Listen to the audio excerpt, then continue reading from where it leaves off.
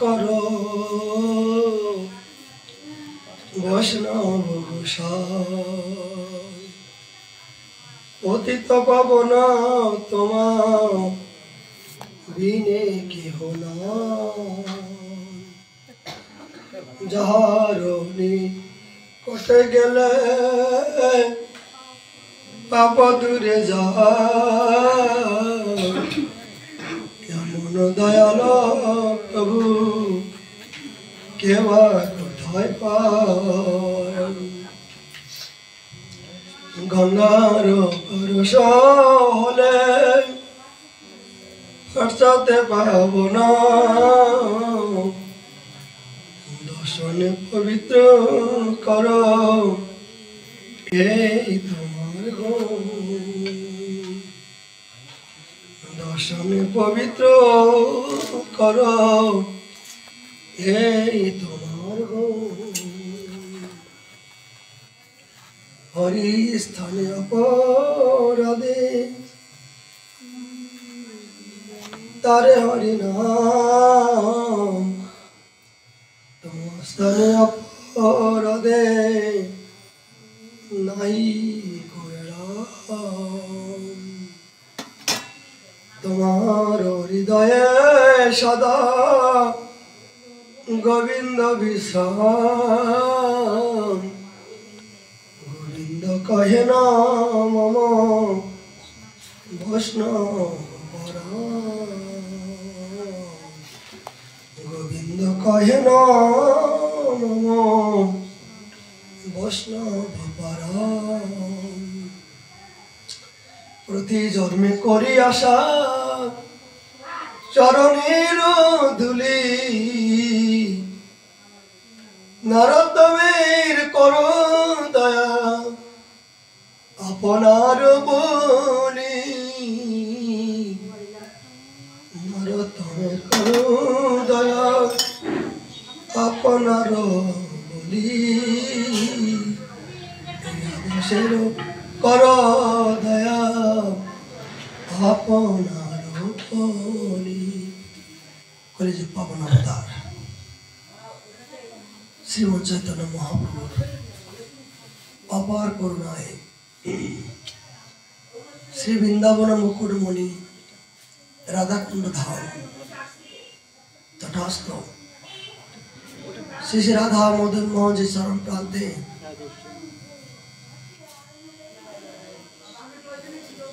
নিতাই গৌর সীতানাথের প্রসন্নতার জন্য মদীয় গুরু মহারাজের আদেশ ক্রমে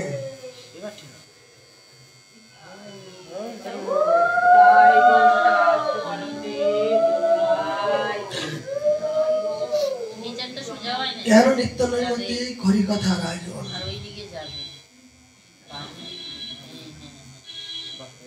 আজ আমাদের আশ্চর্যের বিষয় মহাপ্রভু প্রিয় বাসুদেব অর্জুন শ্রীকৃষ্ণ দাস কবিরাজ বিরচিত চৈতন্য চরিতামৃত মহাগ্রন্থ নিত্য আস্বাদনীয় বস্তু তথাপি গতকাল আমাদের মহাবিষ্ণু অবতার স্বামী অদ্বৈতাচার্যের পুণ্যতিথি উপলক্ষে তার জীবন চরিত্র আমরা আলোকপাত করার চেষ্টা করেছিলাম। তার জীবনী তো অতীব ভগবানের চেয়ে ভক্তের জীবন চরিত্র অতীব আনন্দময় এবং শিক্ষণীয় বিষয়। কেননা ভক্তের জীবন শ্রবণ না করলে প্রকৃত ভক্তিকে অনুভব করা যায় না। যদি জীবনে কারোর ভিতরে কোনো গণ্ডগোল থাকে তাহলে ভক্তের জীবনে অবশ্যই শ্রবণ মঙ্গলম, অবশ্যই শ্রবণ মঙ্গলম।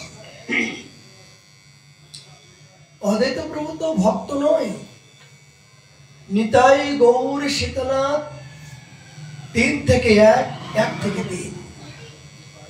তিনি লীলাময় আস্বাদন করার জন্য তিনি জগতে এক এক রূপ ধারণ করে তাদেরকে নির্ধারণ করেছেন, পাঠাইছেন।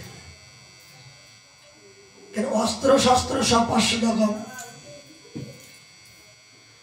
এই জগতে যখন যুদ্ধ করতে হয়, সে যুদ্ধের ময়দানে একা গেলে কিন্তু যুদ্ধ করা সম্ভব নয়।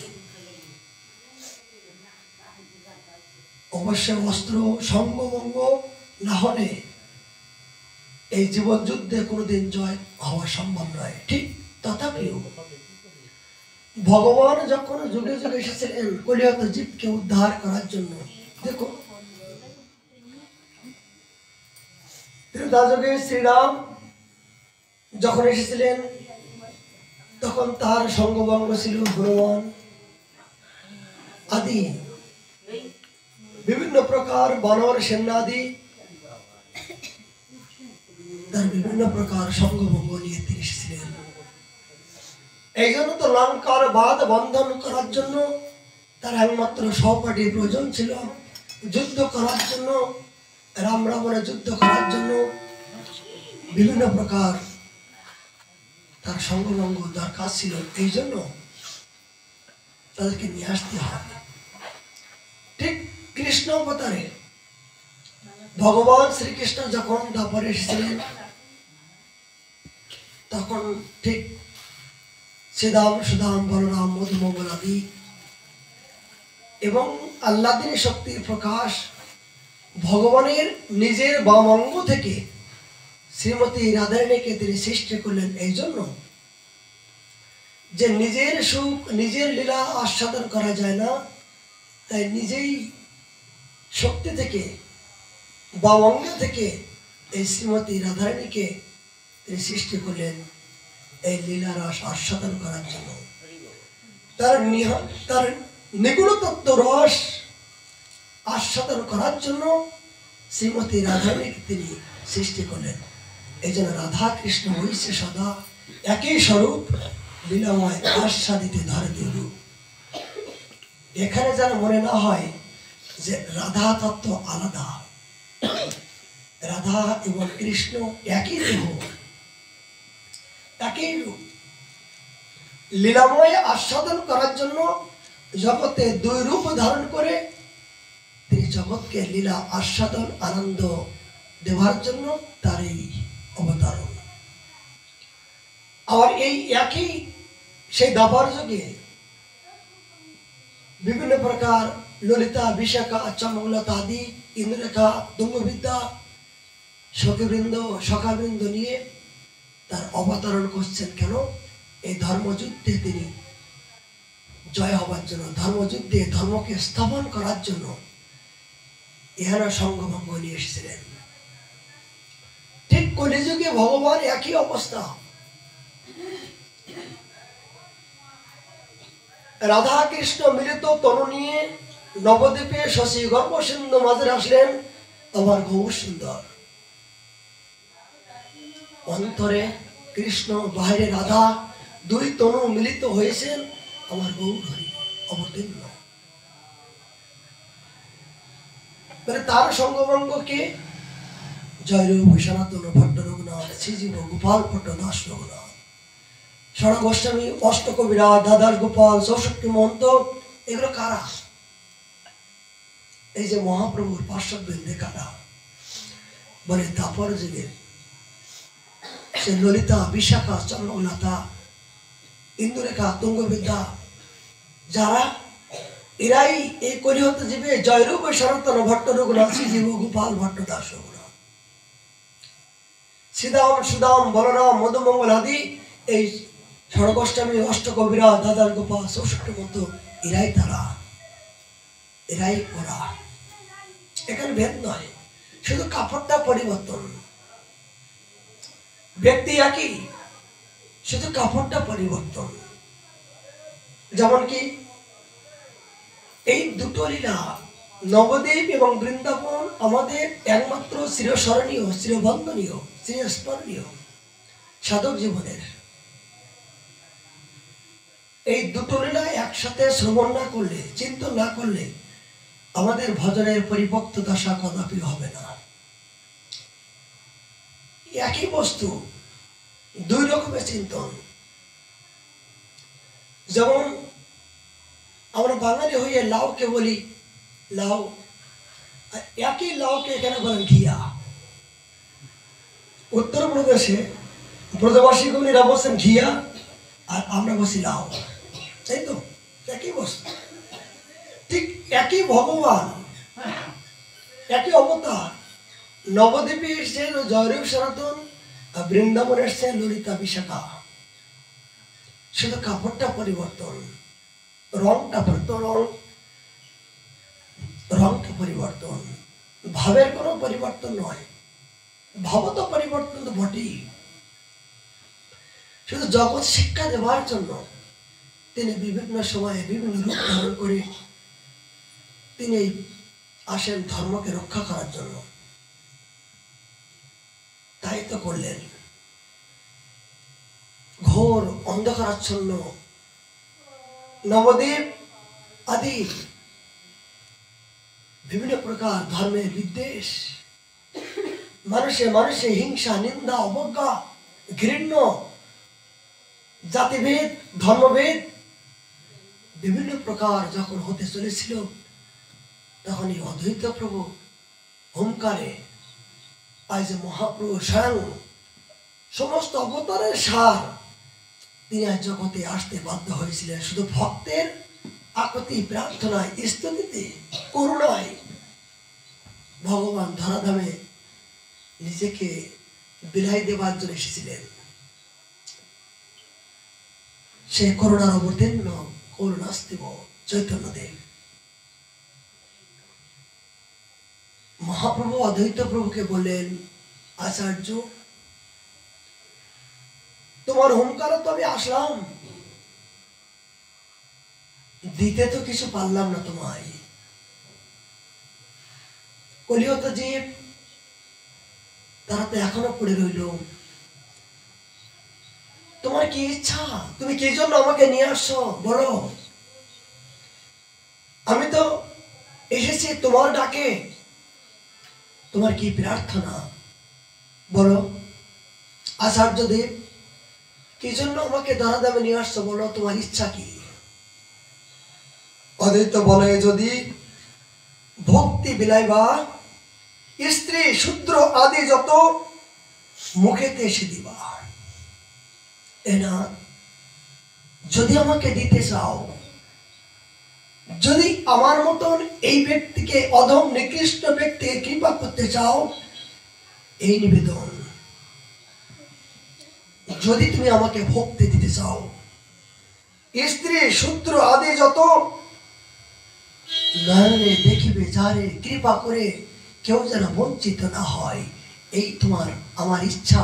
সবাইকে অবিচারে তুমি প্রেম দিবা, অবিচারে, নিঃস্বার্থে, কোনো চাওয়া পাওয়া, লালসা, এই স্বার্থ নিয়ে তুমি কাউকে প্রেম দেবে না। যে চাইবে, যে না চাইবে, যে চাইবে তাকেও দেবে, যে না চাইবে তাকে দেবে। এই আচার্যদেবের এই উৎকণ্ঠা আকুতি ছিল শুধু কাদের জন্য? শুধু আমাদের মতো এই কলিহত জীবের পরিত্রাণ করার জন্য, কৃপা পাওয়ার জন্য, উদ্ধার হওয়ার জন্য। আমরা কার কৃপায় পেলাম? এই অদ্বৈত প্রভু নিগড়িয়ে মহাপ্রভু নিকট থেকে প্রার্থনা করে এই ভিক্ষা চেয়েছিল।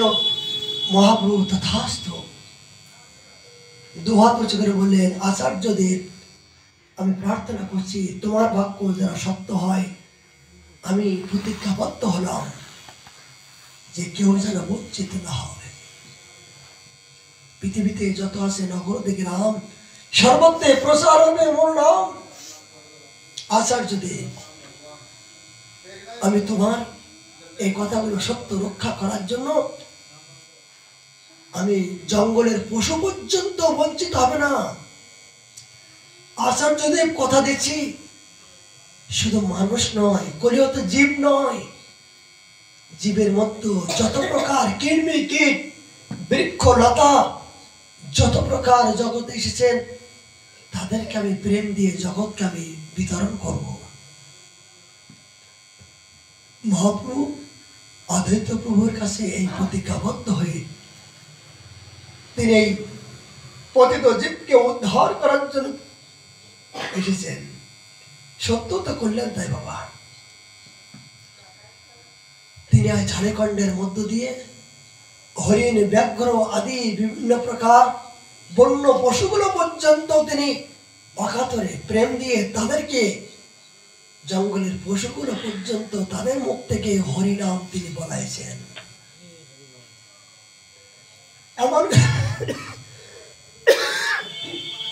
এমনকি গতকাল আমরা দেখেছি, পড়েছি যে মহাপ্রভু তার কি শিক্ষা, হরিনামের মধ্য দিয়ে তিনি কি জগৎকে কে শিক্ষা দিচ্ছেন। যিনি যে গাছের নিচে যিনি এসেছেন, জন্মগ্রহণ করেছেন, সেই গাছকে পর্যন্ত হরিনাম বলাইছেন। নিজের পিতামাতা, গর্ভধারণের পিতামাতা, যার গর্ভে তিনি থেকে এসেছেন, মানে তাকে এখনো দীক্ষা হয় নাই, তারা এখনো হরিনাম মহামুখে বলি নাই।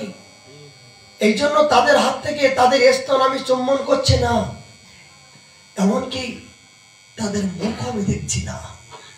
মহাপ্রভু কি শিক্ষা! তাই আচার্য দেবের ডেকে নিয়ে সেই দীক্ষা তার মাধ্যম দিয়ে মন্ত্রবোধ করে এই আচার্য দেবের মুখ থেকে হরিনাম যখন কর্ণে পেলেন, তখন মহাপ্রভু সচেতন হলেন, জগৎকে শিক্ষা দিলেন।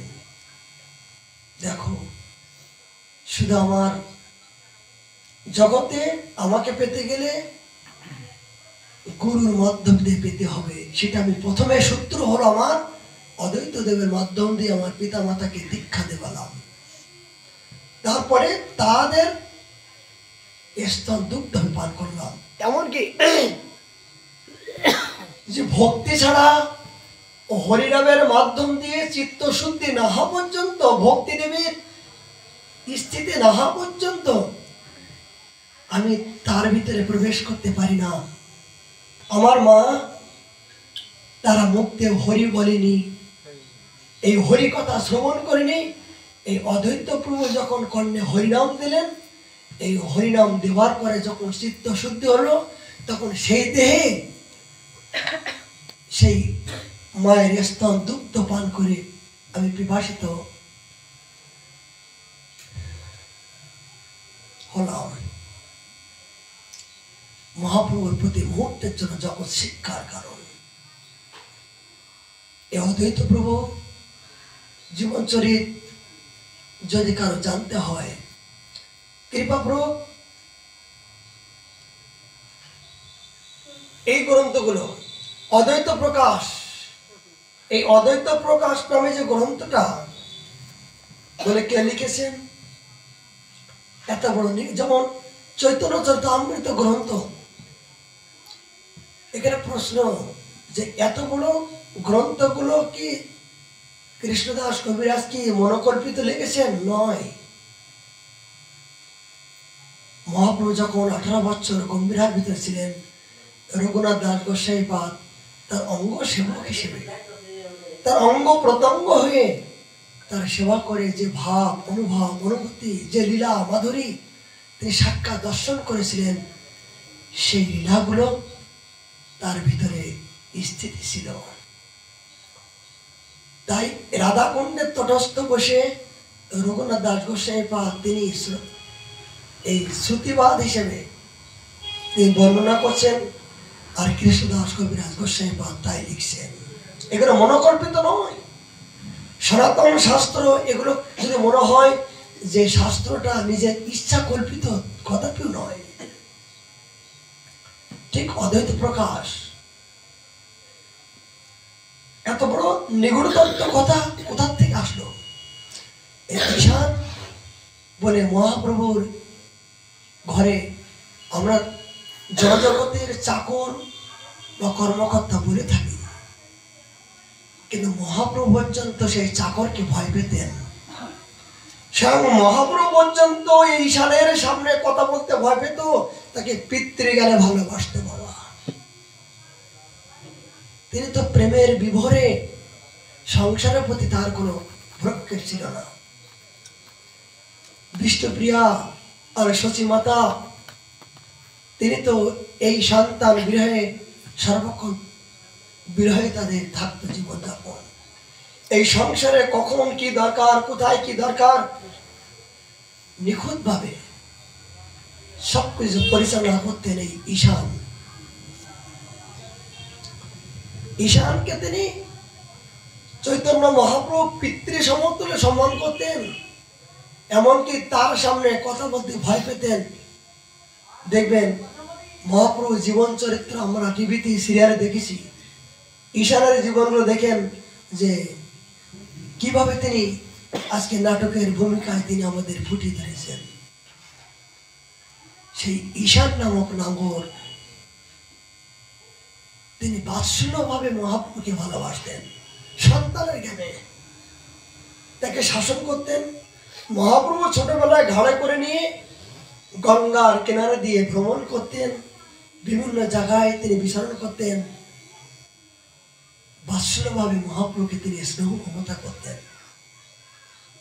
এই জন্য আর মহাপ্রভু তো জগতে বেশি দিন ছিলেন না, 48 বছর তার মাত্র অবতীর্ণ। তার সমস্ত ছোটবেলা থেকে শেষ অবধি পর্যন্ত ঈশান নামক নগর সমস্ত খবর তিনি জানতে পারতেন বা পেরেছিলেন।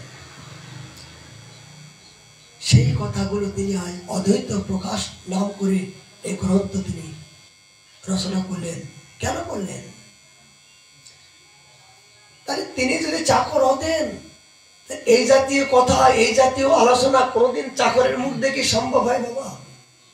সিদ্ধান্তমূলক। এরা তো ভগবানের পার্শ্ব দিয়ে এসেছেন, শুধু ভূমিকায় পালন করছেন চাকরির, তথাপিও নয় নিজ যমন। হরিদাস ঠাকুর তিনি যমন করে এসেছেন, কিন্তু আসলে কি যমন নয়, তিনি ব্রহ্ম হরিদাস। রূপ সনাতন কি মুসলমানের ঘরে অন্ন খেয়েছেন বলে মুসলমান নয়, এরা তো রূপমঞ্জরি, গুণমঞ্জরি আদি, বিভিন্ন বিলাস মঞ্জুরি আদি, এরাই তো ব্রজের সখীরা। শুধু লীলা আস্বাদন করার জন্য, লীলা পরিপক্ত করার জন্য বিভিন্ন প্রকার রূপ ধারণ করে তিনি এসেছেন অস্ত্র শস্ত্র রূপে, জগৎকে শিখানোর জন্য মাত্র। কংস, রাবণ, জগাই মাধাই, চপল গোপাল, এরা কি প্রকৃত শত্রু? এরা কি প্রকৃত শত্রু নয়। এরা শুধু নাটক মঞ্চে নাটক করতে এসেছেন আমাদের মতন হতভাগ্যকে চোখে আঙুল দিয়ে শেখানোর জন্য। কোন যাত্রা মঞ্চে যদি ভিলেন ভূমিকায় অভিনয় না হয়, তাহলে ওই যাত্রা কোনোদিন পরিপক্ত হয় না, হয় না। যাত্রা দেখতে যাই আমরা, তাহলে সেখানে ভালো মন্দ বিভিন্ন প্রকার থাকে। অভিনয় মঞ্চে যাত্রা তিনি ভিলেন অভিনয় করছেন বটে, তাকে চাবুক মারছেন, বিভিন্ন প্রকার অপমান করছেন, ঘৃণা করছেন, কিন্তু গিরিবরূপে দিয়ে দেখলাম সবাই একা। গিরিবরূপে যখন যাত্রা শেষ হয়ে গেল, তখন আবার ঘরে এসে সবাই একে অপরের সাথে কোলাকুলি করছে, একে অপরের সাথে ভালোবাসা বিনিময় করছে, তাই তো? ঠিক তথাপিও এই কলিহত জীবের শিক্ষার জন্য শুধু নাটকের ভূমিকায় তারা জগৎ শিক্ষা দেওয়ার জন্য অভিনয় করছে, নাটক করছেন, কিন্তু তারাও এরাই তারা গিরিবরূপে যে তারা সবাই একাকার, মানে কি ভক্ত এবং ভগবানের একই প্রকাশ স্বরূপ। এই জন্য গোবর্ধন লীলার মধ্য দিয়ে একটা সুন্দর দৃষ্টান্ত আমি দেখতে পাই। যখন ইন্দ্রদেব এই বর্ষা দিচ্ছেন, ভগবান শ্রীকৃষ্ণ যখন গোবর্ধন ধারণ করলেন, তখন ইন্দ্রদেব বর্ষা বর্ষণ করার পরে অহংকার চূর্ণ যখন হয়ে গেল, তখন মনে করলেন যে 7 রাত 7 দিন আমার স্টকে যতগুলো যা ছিল, সমস্ত বিদ্যা, সমস্ত শক্তি, সবকিছু আমি অর্পণ করলাম, তথাপিও কিঞ্চিত পরিমাণ মনে আমি কিছু ক্ষতি করতে পারলাম না কি? তবে কি আমার ইষ্টদেব, আমি যার প্রার্থনা করি, যে আমার আরাধ্য দেবতা, তিনি কি আজ জগতে অবতীর্ণ হয়েছেন এই ছোট বালক রূপ ধারণ করে? অহংকার জন্য হয়ে গেল। তিনি অনুতপ্ত বোধ করেন যে অহংকার গুলো পরিপূর্ণ করার জন্য উপায় কি? আমি আমার ইষ্ট দেবতার চরণ অপরাধ করে ফেলেছি, এই অপরাধ থেকে মুক্তি হবার উপায় কি? তিনি মনে মনে চিন্তা করলেন, আমার প্রেরণাথ প্রাণ বন্ধু মনুষ্য জীবনের মধ্য দিয়ে তিনি আজ লীলা করছেন, তিনি গোচরণ লীলা করছেন। গোমাতায় একমাত্র তার শাখা, তার বাহক। আমি একমাত্র এই স্বর্গের থেকে সুরভি গামীকে নিয়ে তার সামনে উপস্থিত হব। অবশ্যই গো ব্রাহ্মণ হিতায়সা, গুরু এবং ব্রাহ্মণ প্রভুর প্রাণ। দেখেন, ইন্দ্রদেব তার ইষ্ট দেবতার মনের কথা জানতে পারলেন। তিনি যদি একাকার না হতেন, ভগবানের যদি একাত্মা না হতেন, তাহলে ভগবান যে কি ভালোবাসতেন সেটা কেমন করে জানলেন? এটা চিন্তার বিষয়। ইন্দ্রদেব এই ভগবানের মনের প্রসন্নতা জানতে পেরে স্বর্গের থেকে এই সুরভি গাভী নিয়ে আসলেন। যখন স্থিতি করছেন, এ প্রভু হে নাথ, আমি কত জন্মের অপরাধী, তুমি আমার আরাধ্য দেবতা হয়েও তোমাকে চিনতে পারলাম না, তোমাকে অপমান করলাম। ধিক ধিক আমার ইহান এই অহংকার রূপে সিংহাসন, আমি ইন্দ্র, আমি অহংকার রূপে যে সিংহাসন আমি বসে আছি, আমার এই সিংহাসন ঠিক। যদি আমার নিজের ইষ্ট দেবতাকে অপমান করলাম, তাহলে সেই সিংহাসনে কি মর্যাদা হলো? তখন ভগবান খুব দর্শনমূলক আলোচনা, ভগবান এখানে হেসে বললেন, ইন্দ্র,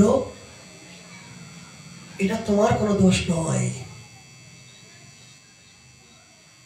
তোমার অহংকার জন্য হওয়ার একমাত্র কারণ হলো আমার ইচ্ছাকৃত ভাবে হলো, আমার ইচ্ছায় তোমার অহংকার জন্য হলো। এই অহংকার হওয়ার কারণ হলো আমার ইচ্ছায় হলো। কেন প্রভু আমাকে তুমি অহংকার দিলে কেন? মানে তোমার ভিতরে যদি অহংকার না দিতাম, তাহলে ইহাম বৃন্দাবন তটস্থ ব্রজের মুকুটমণি গোবর্ধন, আমি স্বয়ং ব্রজনন্দন কৃষ্ণ, সেটা আমি প্রকাশ করতে পারতাম না। ইন্দ্র, আমি আমার লীলা পুষ্টির জন্য জগতে বিভিন্ন প্রকার ভাবে আমি প্রকাশিত হতে পারি। তুমি তো উপলক্ষ মাত্র, তোমার মাধ্যম দিয়ে আমি কতগুলো কাজ করলাম। তোমার এই অহংকার গুলো চূর্ণ করার মধ্য দিয়ে আমি এই ছিলাম কোথায়? দ্রৌপদী দেশে গোবর্ধন নাম করে আমি ছিলাম পুত্র। ওখান থেকে পুলস্তমণির হাতে আমি এসেছিলাম। পুলস্তমণি আমাকে এই কাশীধামে স্থাপন করার জন্য নিয়ে যাচ্ছিলেন। কিন্তু আমি জানি, যদি পুলস্তমণির অহংকার চূর্ণ না করতাম, তাই আমি এই বৃন্দাবনে প্রকাশিত হতে পারতাম। দেখছেন কত ভগবান কিভাবে কাউকে ভ্রষ্ট করে, বুদ্ধি ভ্রষ্ট করে, মায়া মোহিত করে তার লীলাগুলো পরিপুষ্ট করছেন।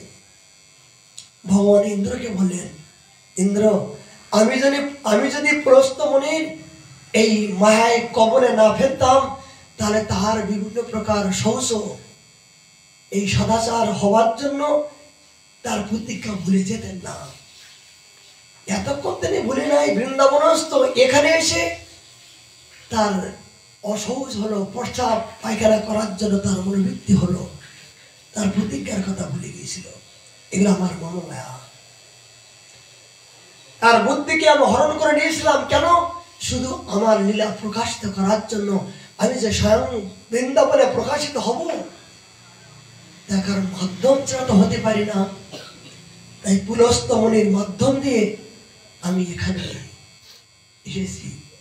সমুদ্র আমি শুধু আসি নাই, আমি স্বয়ং ভগবান হয়েও আমি যে অভিশপ্ত হতে পারি, আমাকে যে একদিন জগতে আমাকে যে ক্ষয় আছে, জগতে জগতে জন্মগ্রহণ করলে তার যে মৃত্যু আছে, স্বয়ং ভগবানের তারও যে মৃত্যু আছে, সেটা আমি নিজেই দেখালাম। কিভাবে? আমি নিজেকে নিজে অভিসম্পদ হয়ে আমি এই পুলস্ত্য মুনির হাত থেকে অভিশপ্ত ভোগ করলাম। কি আমি যদি এই পুলস্ত্য মুনিকে অপমান না করতাম, তাহলে ও কি আমাকে অভিসম্পদ করতো যে তিলে তিলে ক্ষয় হবে? কেন? সবকিছু আমার এই মমমায়া জগৎময় ব্রহ্মার সৃষ্টি রহস্য যেমন অতীব চমৎকার, অতীব বিচিত্র, ঠিক আমারও বিভিন্ন প্রকার লীলার মধ্য দিয়ে বিভিন্ন প্রকার রহস্যপূর্ণ বিভিন্ন প্রকার জগৎ শিক্ষা লুকায়িত আছে ইন্দ্র। তিনি ইন্দ্রকে আরো বললেন, শোনো ইন্দ্র, আমার থেকে স্বয়ং ব্রহ্মা সৃষ্টি হয়েছেন, কিন্তু একই ব্রহ্মার সৃষ্টির মধ্য দিয়ে কি চমৎকারিতা, কি ম্যাজিক তুমি কি দেখো? বলে কি প্রভু? দেখো জগতে কোটি কোটি জীব সৃষ্টি আছে, কোটি কোটি মানব জীব আছে, কিন্তু বলো তো কি চমৎকারিতা বাবা? কোটি কোটি জীবের মধ্য দিয়ে ব্রহ্মার সৃষ্টি রহস্য কি চমৎকারিতা? বলে প্রত্যেকের মধ্য দিয়ে কোনো ভাবের কোনো মিল নাই, প্রত্যেকের কোনো চেহারার কোনো মূল নাই। আচ্ছা নাকি? কোটি কোটি জীব আছে, কেউ কারোর সাথে রূপের কোনো মিল নাই। অনন্ত রূপ, অনন্ত তার চেহারা, অনন্ত তার ভাবনা, অনন্ত তার বিভিন্ন প্রকার নিষ্ঠা। কেউ কারোর সাথে কোনো নিষ্ঠার মিল নাই, কেউ কারোর সাথে ভাবের মিল নাই, কেউ কারোর সাথে রূপের মিল নাই। এই হলো ব্রহ্মার সৃষ্টির রহস্য চমৎকারিতা। কেন? ভগবান ইন্দ্রকে বললেন যে এটা আমার মমমায়ার খেলা। শুধু ব্রহ্মা তো উপলক্ষ মধ্য সৃষ্টি করেছেন, কিন্তু আমার এই যোগমায়ার আমি পূর্ণভাবে তাকে শক্তি সঞ্চার করেছি, জগতে যেন কেউ কারোর সাথে একাকার না হয়। যদি সবাই যদি একরকম দেখতে হতো, যদি কেউ হারিয়ে যেত তাহলে কোথায় কে কার পেত বলুন তো বাবা? যদি সবাই যদি একরকম দেখতে হতো, হাটের মধ্য দিয়ে সবাই হারিয়ে গেছে, কারো ছেলে হারিয়ে গেছে, কারো মেয়ে হারিয়ে গেছে। আচ্ছা, কেউ কারো ছেলে কেউ কারো মেয়ে যদি হারিয়ে যায়, তাহলে কে কার ছেলে কে কার মেয়ে? কেন এগুলো? সৃষ্টির রহস্য কি সিদ্ধান্ত? বলে সবার ভাব যদি এক হতো, তাহলে তো সবাই একাকার হতো। আমার এই যেমন একজন চোর যে চুরি করছে সেও আমার সন্তান, যে একজন ডাকাতি করছে সে আমার সন্তান, যে সাধু হচ্ছে আমার সন্তান। জগতে সবাই যদি সাধু হয়, তাহলে চুরিটা কে করবে?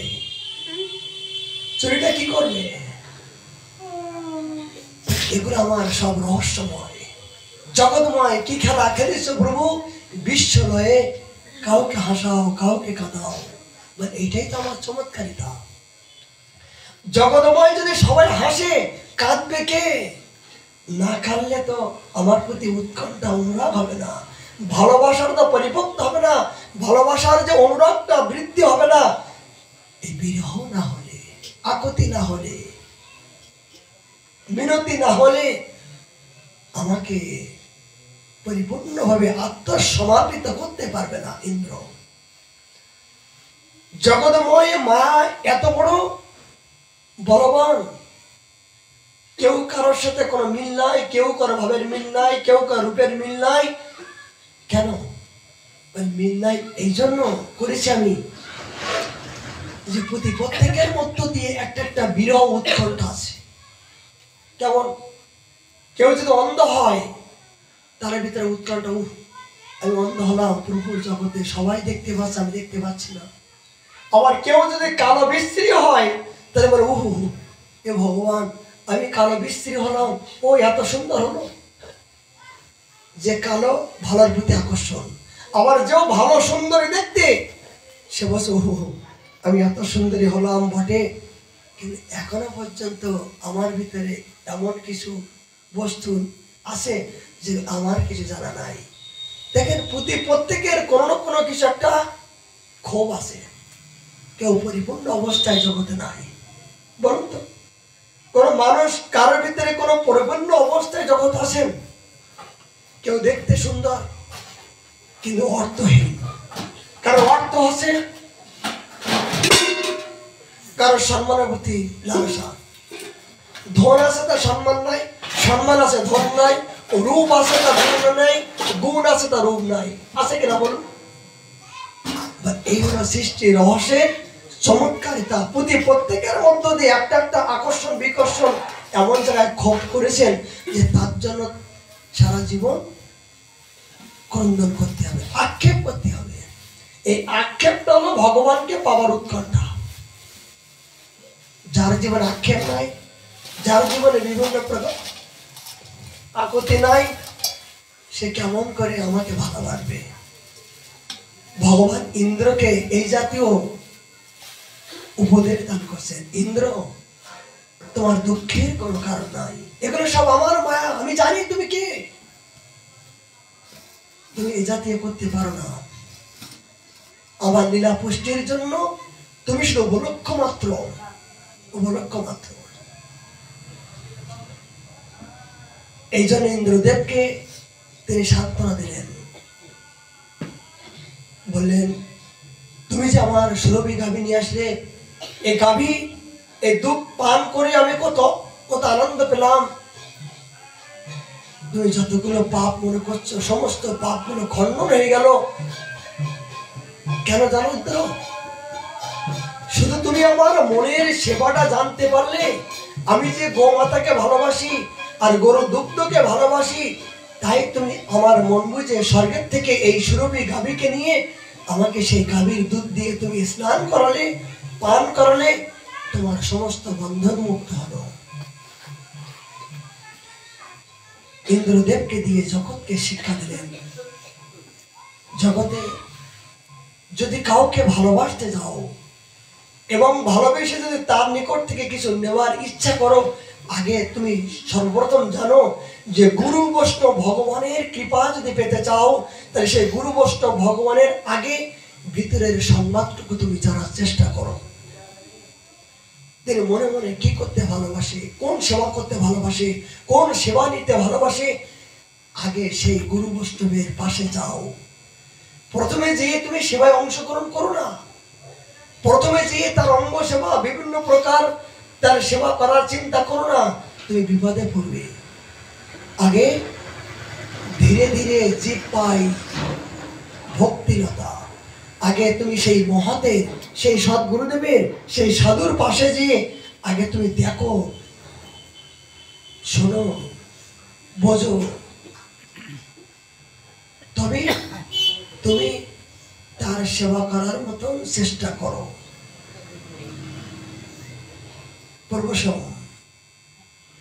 প্রবেশ করো। তাছাড়া আবেগে অনুরাগে যদি, যেমন একথা কেন বলছি, বলছি এই জন্য যে গুরু মহারাজের পাশে এই 20টা বছর আপনাদের কৃপায় এই পাপিষ্ঠ দেহনে যতটুকু পেয়েছিলাম সুযোগ, এই বাস্তব কথা বলছি। অনেক অনুরাগী ভক্তরা আসছেন, নতুন নতুন এসে হঠাৎ করে গুরু মহারাজকে এমন ভালোবাসেন, মানে তাই সম্পূর্ণ, সবাই সম্পূর্ণ। কেউ চরণ সেবা করছেন, কেউ অঙ্গ সেবা করছেন, কেউ মুখে খাওয়াচ্ছেন, এমন ভাবে সেবা করছেন যে আমরা 20 বছর ধরে আমরা কোনো কিছুই জানতে পারলাম, আমাদেরকে তুচ্ছ মনে করছে। পাশে যে আমরা যে অঙ্গ সেবক সিনিয়র জুনিয়র আছে, এটা চিন্তা করা উচিত, কিন্তু এগুলো চিন্তা নয়। আগে যে বাবা বাবা বাবা বাবা বাবা যে এমন ভাবে প্রবেশ করছেন যে আর কাউকে চেনে না। এগুলো কপট, এগুলো এ জাতীয় ভাবনা কোনোদিন করার চেষ্টা করো না। কিন্তু আবেগে অনুরাগে 2 দিন 3 দিন দেখলাম, তখন ভয় পেলাম, ওই বাবা এত ভালোবাসে বাবাকে। আর বাবা তো শ্রী শরণ, যে যেভাবে জানে, যে মানে যে ঠাকুর যে ফুলে প্রসন্ন হয় গুরু মহারাজ সেই ফুল দিয়ে তাকে প্রসন্ন করেন। আমরা কিছু বলতে পারি না, বাবার উপরে কথা বলা, গুরুদেবের মুখের উপরে কথা বলা সাহস নাই। গুরুদেব যাকে যা বলবেন তাই মেনে নিতে হবে, মাথা নিচু করে। এইভাবে অবিচারে থাকতে হতো বাবা। দেখুন গতকালের অবস্থা, খবরদার গুরু সেবা যেন করবেন না, গুরু সেবাই যেন করবেন না। যদি বা করেন, যারা বিভিন্ন প্রকার ভোগী, বিভিন্ন প্রকার কামকতা, আপনার মনের মতো যেসব গুরুদেব তাদের করবেন, কিন্তু ভজনন্দী গুরুদেবের সেবা করবেন না। কেন? তারা দেহ সুখ চায় না। আমার মতন এই মায়ারূপী মনটা দিয়ে, এই ত্যাগের রাজ্যে দিয়ে এই ভজনন্দী মহতের সেবা করার মতো অসম্ভব। যতক্ষণ পর্যন্ত নিষ্কিঞ্চন ত্যাগের মনোবৃত্তি জীবনে না আসবে, ততক্ষণ পর্যন্ত অহংকার অভিমান দেহের ভিতরে থাকবে, ততক্ষণ পর্যন্ত ত্যাগী ব্যক্তির সেবা করার মতন ক্ষমতা কদাপিও হবে না, অসম্ভব। এগুলো সাবধান, এগুলো সহ্য করা বড় কঠিন বাবা। ভগবান সেবা করা কঠিন নয়। সকাল 9টার সময় রন্ধন করে অপেক্ষা করব, বাবাকে নিমন্ত্রণ করা বাবা আসবেন।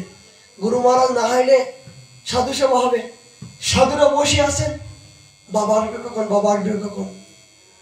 বাবাকে বলা, বাবা প্রসাদ পাবেন যথাসময় 12টার মধ্যে। তোর চিন্তা নেই, আমার চিন্তা বেশি। তোর চিন্তা, আমাকে গুরু বলে মনে করিস না। আমাকে কি মনে করিস? আমি কি গুরু বলে মনে করিস না? হ্যাঁ বাবা, আপনি ছাড়া আমার আর কেউ আছে, আপনি যেটা বলবেন তাই। কথা দিল এবং অন্য জায়গায় গিয়ে তিনি কীর্তন করতে শুরু করলেন। এদিকে 12টার সময় সাধুরা এসছেন বাড়িতে, কর্মতে বসে গেছেন, সবাই হাত নিয়ে বসে আছেন।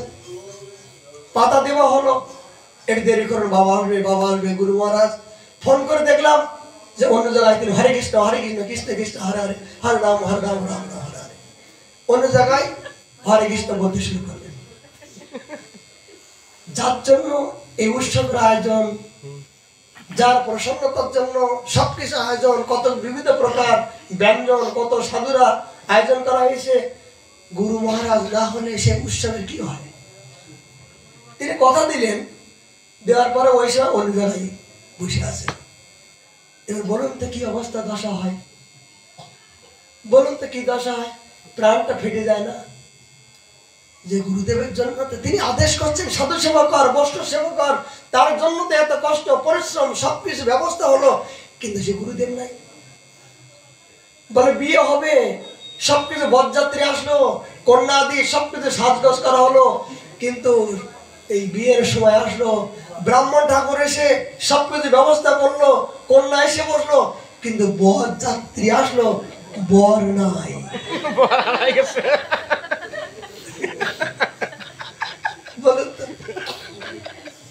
বলে সবকিছু ব্যবস্থা হলো, বর নাই। তাহলে এখানে ব্রাহ্মণের কি দাম, আর বরযাত্রীর কি দাম, আর রান্না বান্নার কি দাম, এতগুলো সাজগোজ করা কি দাম, যদি বর না থাকে? ঠিক তথাপি যদি শ্রী গুরুদেবের করুণায় প্রসন্নতার জন্য এই উৎসব আদি সবকিছু ব্যবস্থা তার সুখের জন্য, কিন্তু সেই বর নাই, তাহলে আমার সাধু কোথায় আর বৈষ্ণব কোথায়?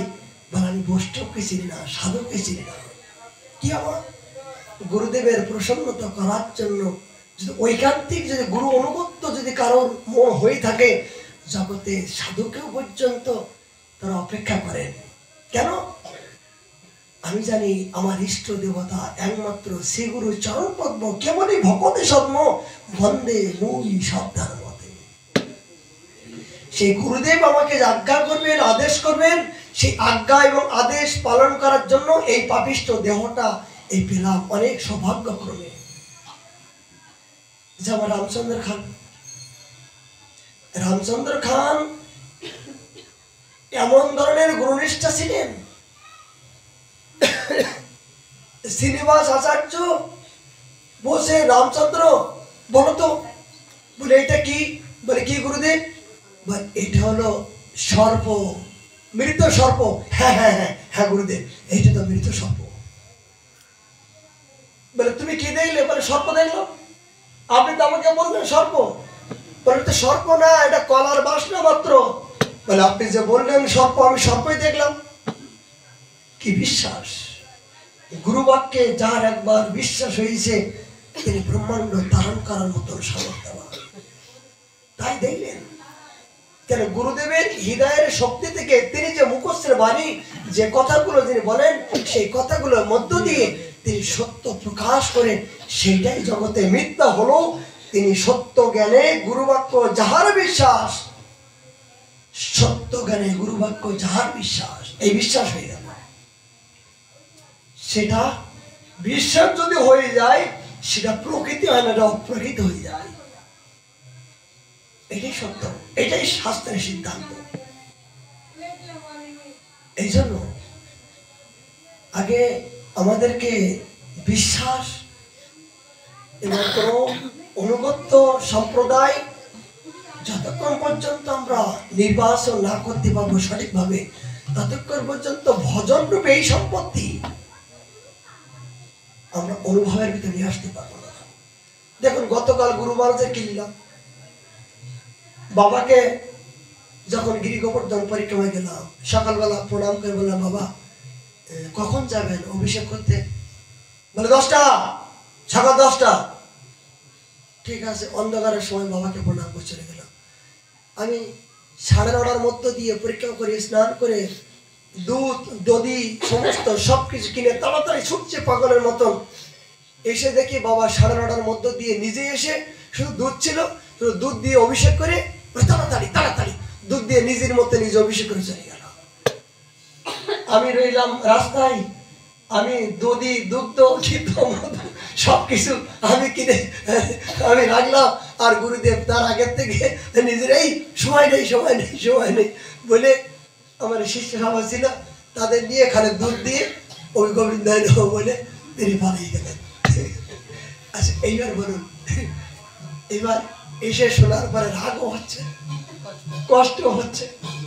আমার কথাটা বলুন যে গুরুদেব আসবে, তার জন্য আমি এত কষ্ট করে গোবর্ধন পরিক্রমা কেনাকাটা করে নিয়ে আসলাম, সবকিছু প্রস্তুতি নিয়ে আসলাম।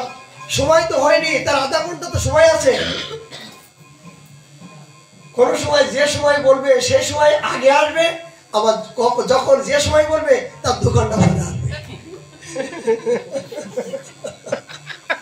এইগুলো কি বলবো, বাস্তব জীবন অনুভব করতে বলছি। এই জন্য মহাতে লীলা, যখন সময় দেবে তার 1 ঘন্টা আগে আসবে।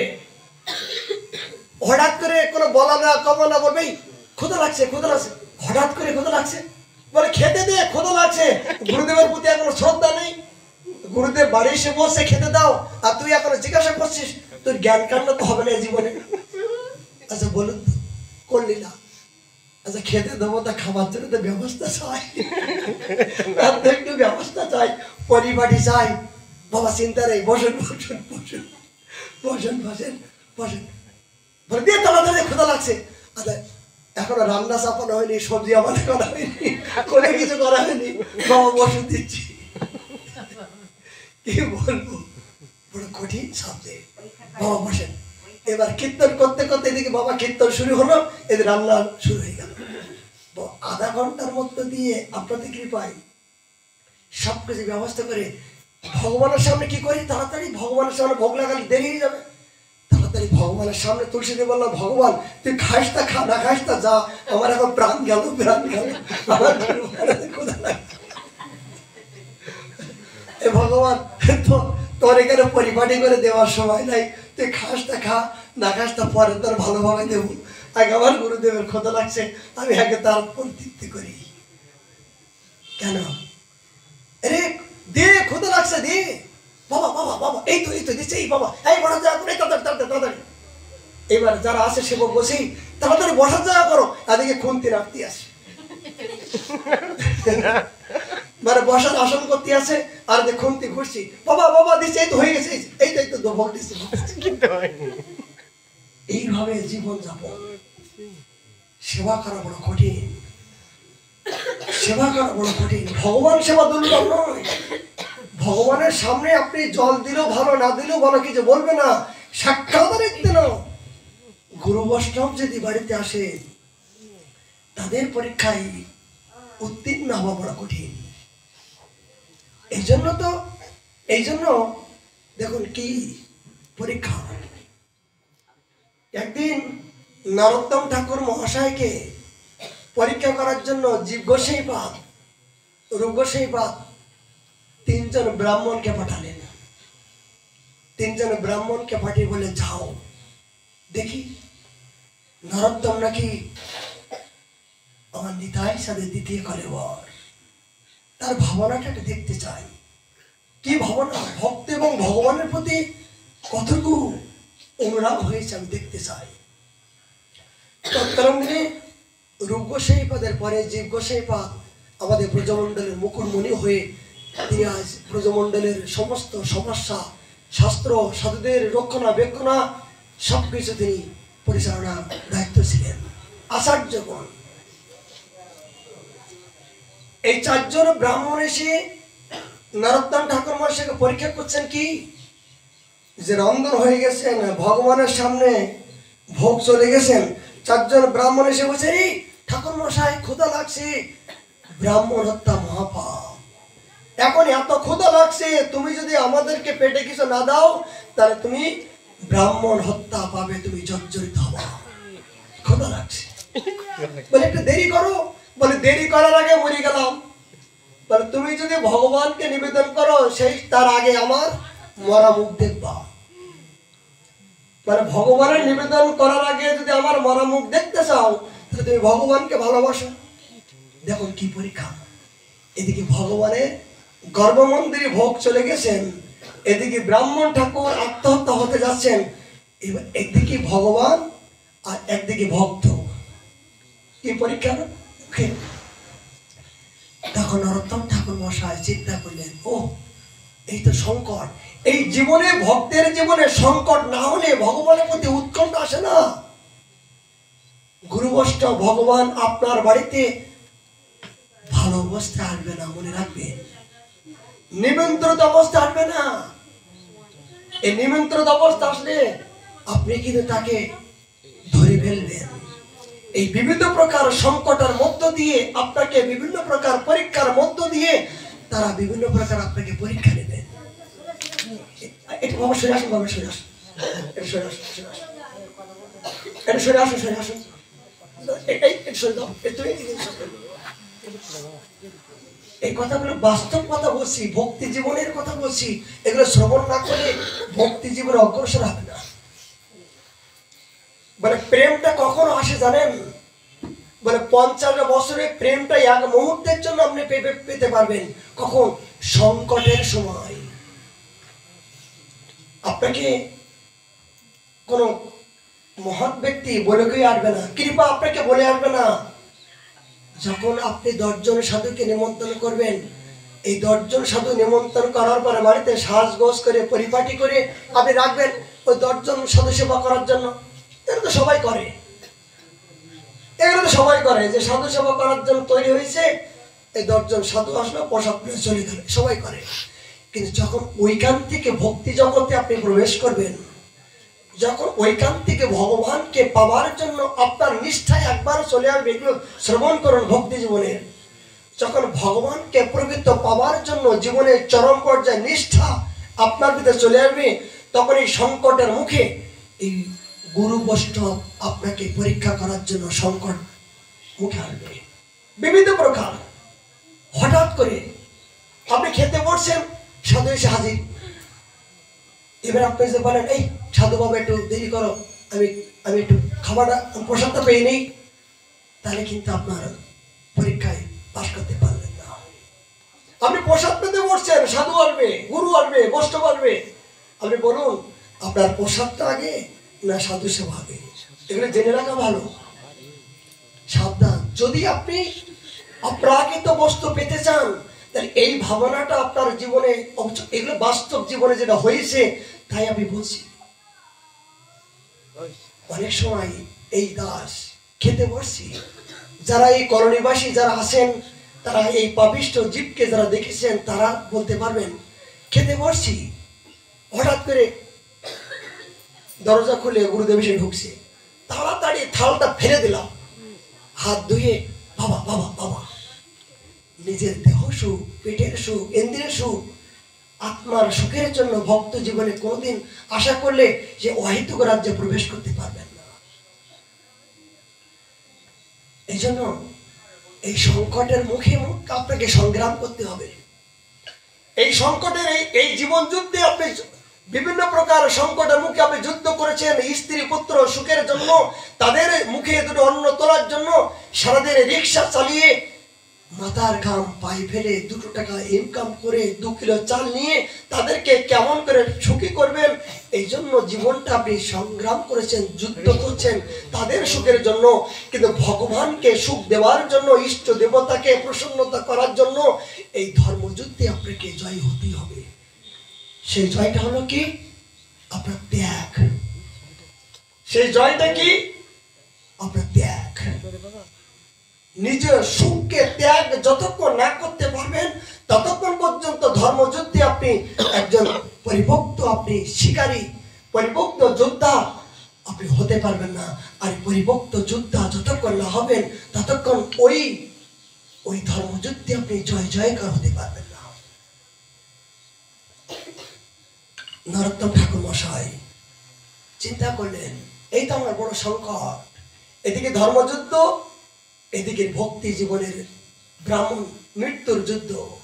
এ ভগবান শ্রী হরি আমাকে মনে রাখবেন, জীবনে যখন এই জাতীয় কোনো সংকট আসবে তখন একমাত্র স্বর্ণপন্ন শ্রী হরির, শ্রী গুরুদেবের স্বর্ণপন্ন হয়ে দুহাত উঁচু করে আপনি প্রার্থনা করবেন।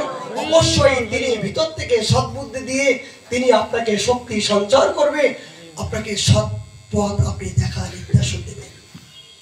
এই বিপদের সম্মুখে, এই সংকটের সময় যদি স্বর্ণপন্ন শ্রী ভগবান এবং গুরুদেবের স্বর্ণপন্ন হন, তিনি হৃদয় থেকে শক্তি দিয়ে আপনাকে মনোবল বৃদ্ধি করে আপনার সেই সমস্যাগুলো সমাধান করার মতন সদ্বুদ্ধি প্রদান করবে। এটাই সত্য।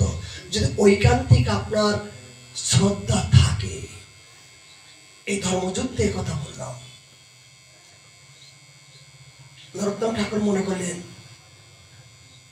এই ভক্তগণ ভগবানের মন্দিরে যে ভোগ নিয়ে যাওয়া হয়েছে এগুলো পরে বাইর করো। বাইরে নিয়ে তুলসী নিবেদন, তুলসী দিলেন, দিয়ে সেই 4 জন ভক্তকে আগে বসালেন, নিজে হাতে করে পরিবেশন করলেন, সবাইকে সম্মান করলেন। এই ভক্ত প্রভা কৃপা করে আপনারা আমাকে বন্ধন মুক্ত করুন। জানি না এই জীবন যুদ্ধে, এই সংকটের মধ্য দিয়ে ভগবান প্রসন্ন হলো না আপনাদের মতন মহা বৈষ্ণব, ব্রাহ্মণ বৈষ্ণব প্রসন্ন হলো, এটাও তো আমি জানি না। গীতায় বলছেন, জীব কর্ম করে যাও, ফলের আশা করো না। জীবন যুদ্ধে জয় হতে গেলে, এই সংকটের মধ্য দিয়ে জয় হতে গেলে জীবনে যেন নিজের ইচ্ছা করো না যে আমি জয় হব, ভালো করছি, ভালো কর্ম করব, এই জাতীয় মনোবৃত্তির ভিতরে যেন আসে না। গীতায় বলছেন, তুমি কর্ম করো আমার সুখের জন্য, এই সংকটের মধ্য দিয়ে আমার সুখের জন্য নিজের জীবন প্রাণকে উৎসর্গ করে, জীবনকে বলিদান দিয়ে আমাকে অর্পণ করো। অর্জুন, আমি কোনটা ভালো এবং কোনটা মন্দ সেটা আমি বিচার করব, আমি দেখব। তুমি বিচার করার কেউ নয়, তুমি জানার কেউ নয়, আমি সবই জানবো। কি যে তুমি এই সংকটের মধ্য দিয়ে কোন ভাবনা মনটা আমার প্রতি আসে, সেই ভাবনাটা আমি দেখবো, এই বিচার আমার। তুমি যে আমাকে ভালোবাসো, এই সংকটের মধ্য দিয়ে এই জগতের প্রতি মনটা বা কোনো বিরক্তবোধ হচ্ছে কিনা।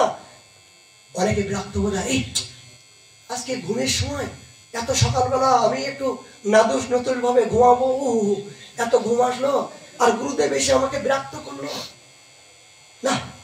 জীবনে যেন এরকম গুরুদেবের পাল্লায় না পড়তে হয়, জীবনে যেন এরকম সদর পাল্লা না পড়তে হয়। আমার ঘুমটা এত সুন্দর, ঘুমটা নষ্ট করলো।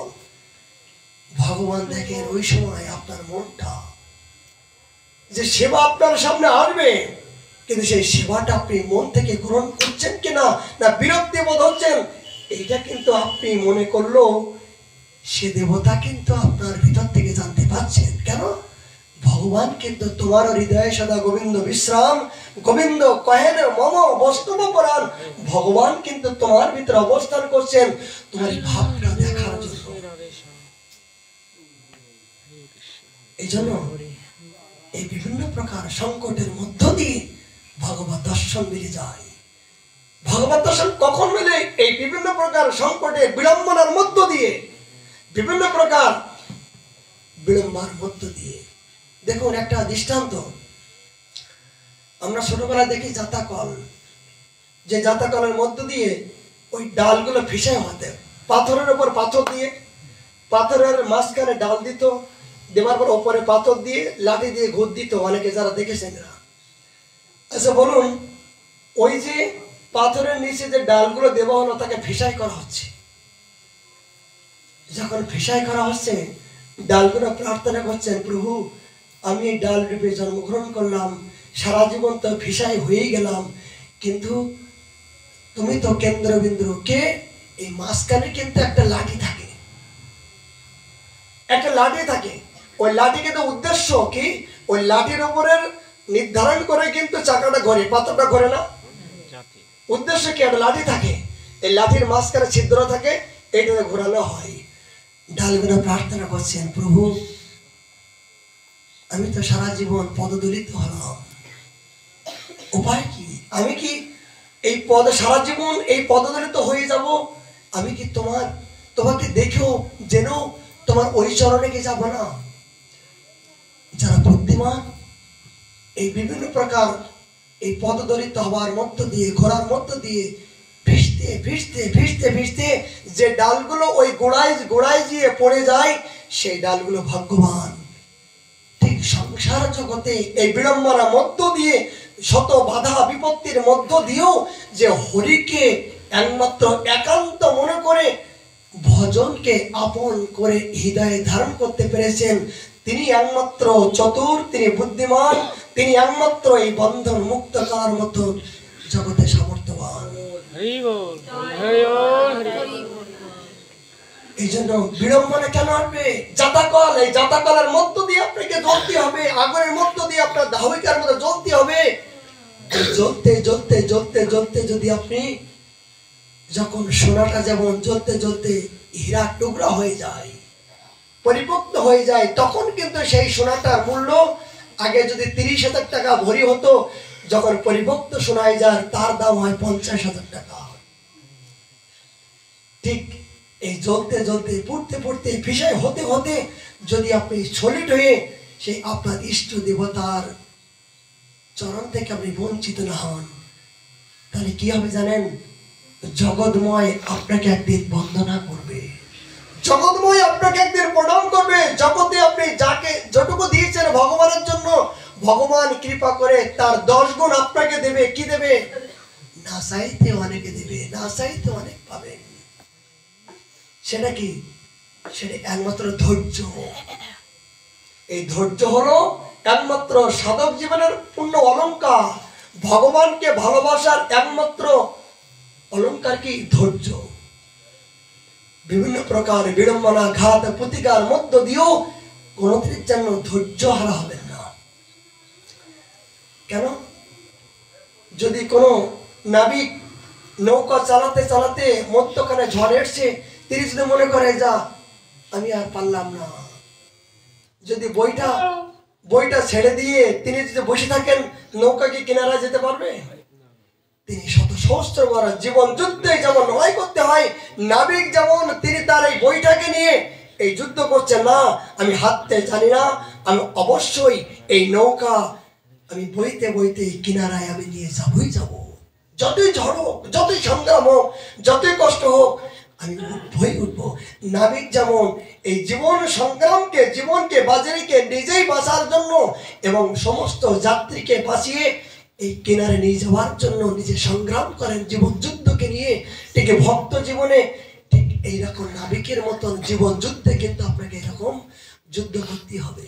এই সংকটের মধ্য দিয়ে কোনদিন কোন স্ত্রী ভক্তি বহির্মুখ, স্বামী ভক্তি পরায়ণ, স্বামী ভক্তি বহির্মুখ, স্ত্রী ভক্তি পরায়ণ থাকবেই।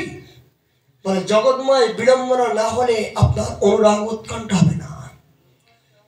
কোন সংসার জীবনে কোন সন্তান ভক্তি জগতে অবতীর্ণ হয়েছেন, পিতা তার ভক্তি বিদ্বেষী, আবার কোন সংসার জগতে সন্তান ধর্ম বিদ্বেষী, পিতা ধর্মপরায়ণ আছে না?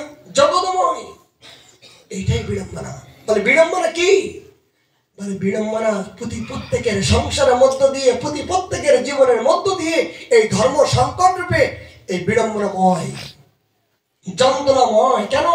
এর ত্রিতাপ যন্ত্রণাময় জগতে অভিশপ্ত জীবন নিয়ে মনুষ্য জীবন এসেছি। আদি দৈবিক, আদি ভৌতিক, আধ্যাত্মিক এই ত্রিতাপ যন্ত্রণা জ্বলার জন্য জগতে মনুষ্য রূপ ধারণ করে এসেছি। কিন্তু বিড়ম্বনা শুধু কি এই দাসের জীবনে? বিড়ম্বনা কি নরোত্তম ঠাকুর মহাশয়ের জীবনে? না। নিজেকে জিজ্ঞাসা করুন, প্রত্যেকের ভিতরে কোনো না কোনো বিড়ম্বনা ভরা আছে। কারো রোগ আছে, তা পয়সা নাই। কারো পয়সা আছে, রোগ নাই। কারো অর্থ আছে, তা সম্মান নাই। কারো সম্মান আছে, তা রূপ নাই। কারো রূপ আছে, তা গুণ নাই। কারো গুণ আছে, তা বিভিন্ন প্রকার সমস্যা জর্জরিত। যেমন এই দাসের জীবনে, এই দাসের জীবনে দেখুন, অনেক সময় নিজেকে দুঃখ লাগে। এই গলাটা যেন কুকুরের মতন কণ্ঠ। অনেক বড় বড় পাঠক বৃন্দ যখন কণ্ঠস্বরে কোকিল কণ্ঠ কীর্তন করেন, কোকিল কণ্ঠ পাঠ করেন, তাদের শ্রবণ করলে মনে হয় যেন একটু শুনি। কিন্তু আমি যখন এই পাঠ করি, পরে যখন মোবাইলে শুনি, তখন নিজের কণ্ঠ শুনে নিজেকে ধিক্কার দিতে মনে হয়, উফ প্রভু, এগুলো আমার পূর্বজন্মের অপরাধ। শুধু আমি যে পূর্বজন্মে এই কণ্ঠকে অপব্যবহার করেছিলাম, এই কণ্ঠ ভগবান আমাকে দিয়েছিল, কিন্তু এই কণ্ঠে মনে হয় কোনো অপব্যবহার করে কাউকে আমি গালাগালি দিয়েছিলাম। এই কণ্ঠ দিয়ে কাউকে আমি বিভিন্ন প্রকার অপরাধ মনে কষ্ট দিয়েছিলাম। এই কষ্টের জন্য এই কোলাঙ্গারের কণ্ঠটা অভিশপ্ত হয়ে আজকে কুকুরের মতন এই স্বরটা হলো। আমি নিজেকে অনুতপ্ত ভোগ করি। এই জন্য প্রত্যেকের মধ্য দিয়ে এই জাতীয় বিড়ম্বনা। আমার গুরু মহারাজ বলেন, তোমরা যে আমাকে প্রণাম করো, আমাকে যে ভালোবাসো, তুমি আমাকে জানো আমি কে? আগে নিজেকে জানার চেষ্টা করো। আমার নিজের ভিতরে যে দোষ আছে, এই নিজের দোষগুলো এখনো সংশোধন করতে পারলাম না। জগতে আমি জগতের দোষ দেখবো কেন? জগতময় আমি কেন দোষ দেখবো? জগতের দোষ ধরার অধিকার কে দিয়েছে? আমি তো নিজেই দোষ। অপরকে দোষ ধরার আগে চিন্তা করে দেখো, যাকে তুমি ওদের দান করবা, সেই জাতীয় দোষগুলো তোমার ভিতরে আছে কিনা। যদি সেই জাতীয় দোষ থাকে, খবরদার সেই কথা বলবে না। তাহলে কি হবে? তোমার ভিতর থেকে সেই ভালো জিনিসগুলো তার ভিতরে যাবে। কথাগুলো গুরুত্বপূর্ণ কথা মনে রাখবেন। যদি নিজের ভিতরে কোনো দোষ থাকে, আর সেই দোষ যদি কাউকে উপদেশ দান করো, সাবধান হয়ে যাও। ওই দান করা মাত্রে তোমার ভিতর থেকে ভালো জিনিসগুলো তার ভিতরে চলে যাবে, আর তার দোষগুলো তোমার ভিতরে আসবে। এটা অনুভব করলাম এই পাপিষ্ঠ দিক। এই জন্য পোড়া কপাল, নিজের কণ্ঠটা নিজেই যেন অভিশপ্ত অবস্থায়। আবার মনে করি কি জানেন, ভালো হয়েছে প্রভু, তুমি আমাকে ভালো করেছো। কেন? যদি কণ্ঠটা ভালো হতো, তাহলে হয়তো চোখের জল ফেলতে পারতাম না। হে না, একটা তো তুমি আমাকে দুঃখ রেখেছো, যে দুঃখের জন্য সারা জীবন যেন আমাকে কাঁদতে হয়। প্রাণনাথ, এটা যেন আমার অভিশপ্ত হতে পারে সারা জীবন। এটা বিড়ম্বনা। প্রত্যেকের জীবনে হৃদয়ের মধ্য দিয়ে, নিজের জীবন চরিত্রের মধ্য দিয়ে আপনি জিজ্ঞাসা করুন, একটা না একটা বিড়ম্বনা, একটা না একটা দোষ প্রত্যেকের ভিতরে আছে। কিন্তু নিজের দোষগুলো যখন নিজে ধরে সে দোষের জন্য যখন অনুতপ্ত ভোগ করবেন, তখন দেখবেন একদিন ভগবান করুণা করে আপনার সেই অনুতপ্তগুলোর বন্ধন তিনি মুক্ত করতে পারবেন। তিনি সর্বসমর্থবান।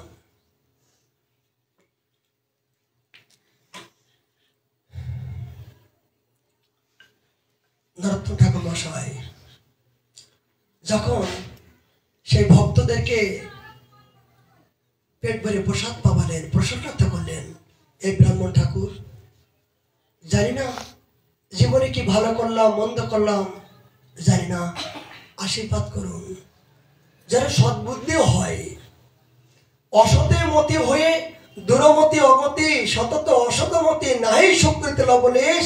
নরোত্তম ঠাকুর মশাই বলছেন যে প্রভু দুরমতি অগতি, সতত অসতমতি। বলছেন আমার জীবনে এত দুরমতি ভরা, সুকৃতি লেশ নাই, দুষ্কৃতি ভরা জীবন, ভালো মন্দ কোনটা এখনো জানতে পারলাম না। এই ব্রাহ্মণ ঠাকুরগণ আমাকে আশীর্বাদ করো যেন জীবনে কোনো সদ্বুদ্ধি হয়। দুর্মূর্তি ভরা জীবন তো যিনি নরোত্তম ঠাকুর মহাশয়ের নিতাই চাঁদের দ্বিতীয় কলবরী নরোত্তম ঠাকুর মহাশয় তিনি প্রার্থনা করছেন আমার জীবনে দুর্মূর্তি ভরা,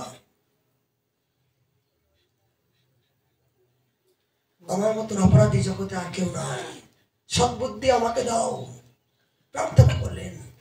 সমস্ত নরোত্তম ঠাকুর মহাশয় প্রার্থনার মধ্য দিয়ে দেখবেন তার কিভাবে আকুতি মিনতি উৎকণ্ঠা এই ভক্তি জীবনে, গৌরী বৈষ্ণব জীবনে নরোত্তম ঠাকুর মহাশয়ের প্রার্থনাগুলো যদি আমরা কণ্ঠে ধারণ না করি তাহলে আমাদের এখনো ভক্তি শুরু হয় নাই। এখন আমাদের বৃন্দাবনের অপ্রাকৃত ভক্তি জগতের ভক্তি এখনো শুরু হয় নাই। যদি নরোত্তম ঠাকুর মহাশয়ের এই ভজন যদি আমরা শয়নে স্বপনে জাগরণে এই কথাগুলো যদি অনুক্ষণ বিচক্ষণ না করি, একটা কথার মধ্য দিয়ে একটা ব্রহ্মাস্ত্র ব্রহ্মবাণী কিরূপে পাইব সেবা মৈদুরাসার শ্রীগুরু বৈষ্ণবের চরণের নাম নেওয়া। কি বিরহ উৎকণ্ঠা অনুরাগ, ব্রজের ভজন, রাগ অনুরাগ ভজন কেমন করে যে করতে হয়, কোন জাতীয় ভাবনা হলে একমাত্র যুগল কিশোরকে পাওয়া যায়। এই নরোত্তম ঠাকুর চোখে আঙুল দিয়ে আমাদের মতো নরপশুকে তার উৎকণ্ঠা করা কি দরকার? তিনি সাক্ষাৎ তো প্রেমের মূর্তি স্বরূপ, তিনি সাক্ষাৎ প্রেম রূপে জগতে এসেছেন, তার উৎকণ্ঠা কি দরকার? বুঝে এই নরোত্তম ঠাকুর জগতে আপনাদেরকে বলি নাই, এই আমার মতন কোলাঙ্গার নরপশুকে, জ্ঞান কাণ্ড জ্ঞান অজ্ঞান মূর্খ গাধাকে এই আলো জ্বালাবার জন্য এই কথাগুলো নাই। সুকৃতি লবলেশ এই জাতীয় বন্দুকের গুলিগুলো, এই জন্য ঠাকুর মশাই প্রার্থনাগুলো আমাদের জীবনে প্রাণ জীবনে মরণে গতি, রাধা কৃষ্ণ প্রাণমোহ যুগল কিশোর জীবনে মরণে গতি নাই মোর। দেবসেন একটাই প্রার্থনা, এই যে জীবনে মরণে মানে জীবনে মরণে প্রতি মুহূর্তেই বলে বেঁচে থাকলেও রাধা কৃষ্ণ, মৃত্যু হলেও রাধা কৃষ্ণ। বলে জীবনে শয়নে স্বপনে এই রাধা কৃষ্ণকে যদি তুমি না ধ্যান করো, না চিন্তন করো, তাহলে মৃত্যুর পরে কিন্তু ওই চিন্তন ওই ধ্যান তোমার ভিতরে আসবে না। তাই বললেন জীবনে মরণে গতি নাই মোর। এই কথাগুলো কেন? যে জীবিত থাকাকালীন যদি রাধা কৃষ্ণ ধ্যান না করো, তার চিন্তন না করো, মৃত্যুর পরে যে কিন্তু ওই রাধা কৃষ্ণ ধ্যান তোমার ভিতর আসবে না। এই জন্য জীবকে শিক্ষা দিলেন যে জীবনে মরণে গতি নাই মোর। কথাগুলো বলি বটে, গাই বটে, একটা অর্থ শব্দক্ষর যে একটা ব্রহ্মবাণী, এইটা যদি আমরা ধারণ করতে পারি না, এই জীবনে আমাদের প্রেম হয়ে যাবে, এই জীবনে আমাদের মুক্ত হয়ে যাবে। বাবা গ্রন্থের ভিতরে প্রবেশ করতে পারলাম না, দেখেন কত বড় অজ্ঞান মূর্খ আমি। আজকে একটা বড় মহাতের জীবনী। তখন যখন ব্রাহ্মণগণ প্রসাদ পেয়ে চলে গেলেন, তখন নরোত্তম ঠাকুর মশাই নতুন করে রন্ধন করে সেবককে বলছেন যাও ভগবানকে নতুন করে ভোগ লাগাও, ভগবান অভুক্ত আছে। যখন রন্ধন করে ভগবানের মন্দিরে ভোগ লাগাতে যাচ্ছেন, ভগবান নিজেই নরোত্তম ঠাকুর মশাইয়ের হাত ধরে বললেন যে নতুন করে ভোগ নিবেদন করার কোনো প্রয়োজন নাই, তোমারও হৃদয়ে সদা গোবিন্দ বিশ্রাম, গোবিন্দ কহেন মম বৈষ্ণব পরাণ। বলে তুই যে আমার ভক্তকে প্রসন্নতা করেছিস, আমার ভক্তের যে প্রাণ রক্ষা করেছিস, জীবনকে রক্ষা করেছিস, আমাকে নতুন করে সম্মুখে দেওয়ার কোনো প্রয়োজন নাই। কেন? আমি তো ভক্তের হৃদয়ে বসে আমি গ্রহণ করি, আমি ভাবটা আস্বাদন করি।